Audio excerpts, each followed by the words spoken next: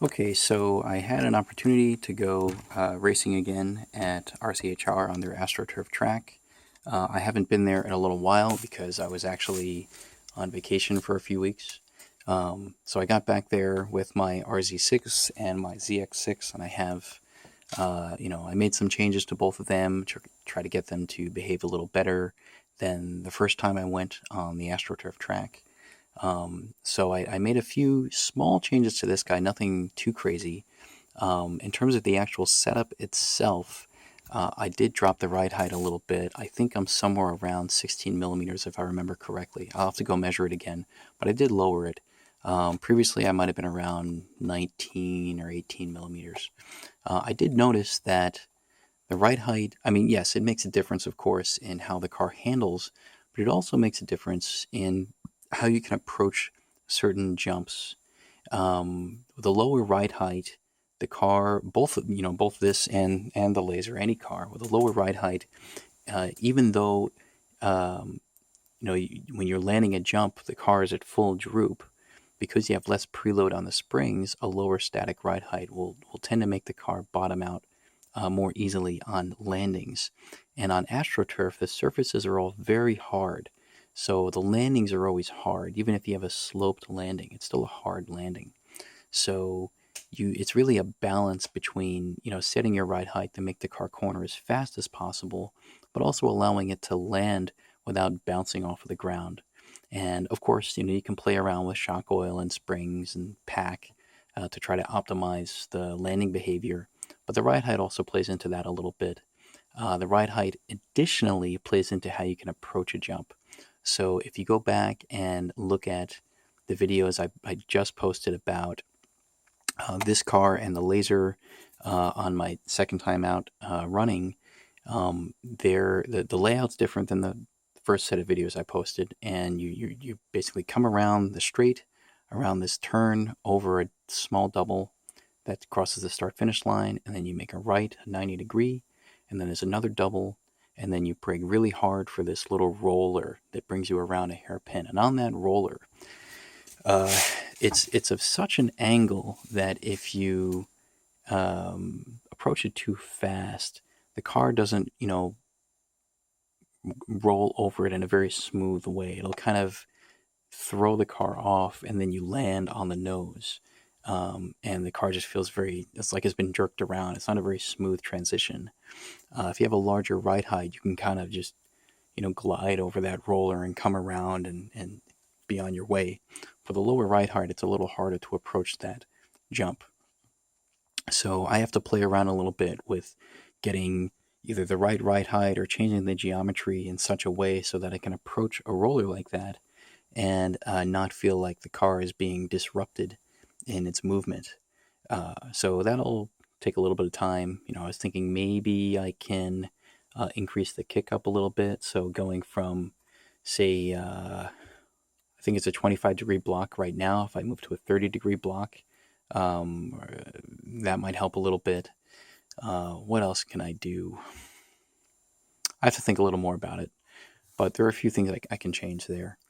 The other thing I did was to move the rear shocks to the innermost hole on the tower. I think I was on the third hole from the outside. I just moved in an additional hole, and this did help the car corner a little bit faster. Basically, it allows the car to lean a little more before traction rolling. If the shock is more stood up, um, basically on lateral cornering loads, it makes the shock act like it's a little bit stiffer. And so then there are all these forces that are trying to get the shock to compress, and it's not giving. And if it's not giving, then the car is going to roll over. So if you lay the shocks down a little bit, it helps the car roll just a little bit more while you're cornering. So you can corner a little faster and not flip over. So that's the second change I made. And the third change I made was to go a little bit lower on the rear roll center. So it's maybe a little hard to see with the lighting here, but you can see that that outer ball stud is really high up. And what I did there is you can do two things. You can put 4 millimeters of spacers under a standard long ball stud, or you can get, I think it's called a high mount ball stud. So the ball stud itself The threading is what the same you would have for a long ball stud, but there's a metal spacer that's already fabricated into the ball stud. Is about 2 millimeters worth of spacing. So you take that and then you add another 2 millimeters of spacer, and you get that total 4 millimeter delta there.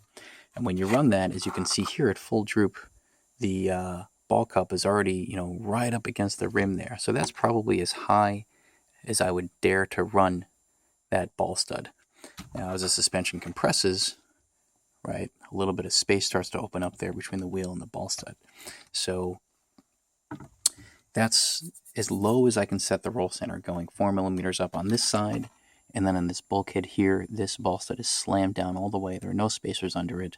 If you really wanted to go nuts, you could try to shave down this bulkhead here, but I don't think that's necessary.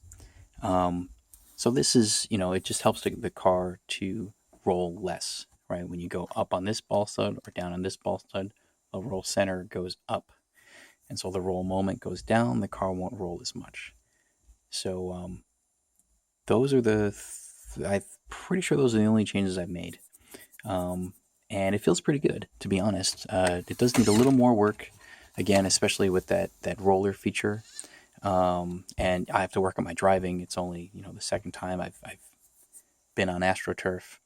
I did also experiment a little bit with tires. So on the fronts, I'm using the same stagger rib Schumacher yellow tires that I've used before.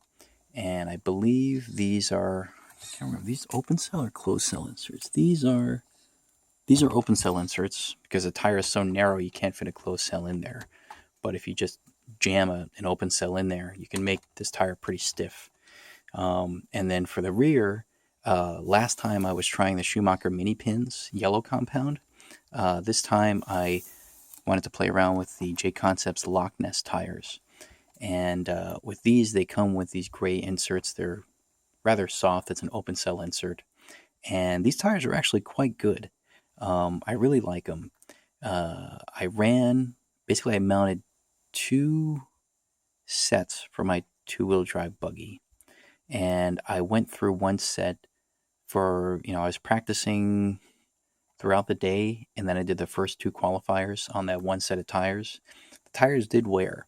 There was enough wear that by the second qualifier, the car felt really loose. And it was really hard to be consistent on, an AstroTurf track of all surfaces. So I had to go to my, second set, a brand new pair for the third qualifier and the mains. So it did kind of drive home to me the point that on AstroTurf, you're not really saving on tire wear, especially if you're running in the modified classes.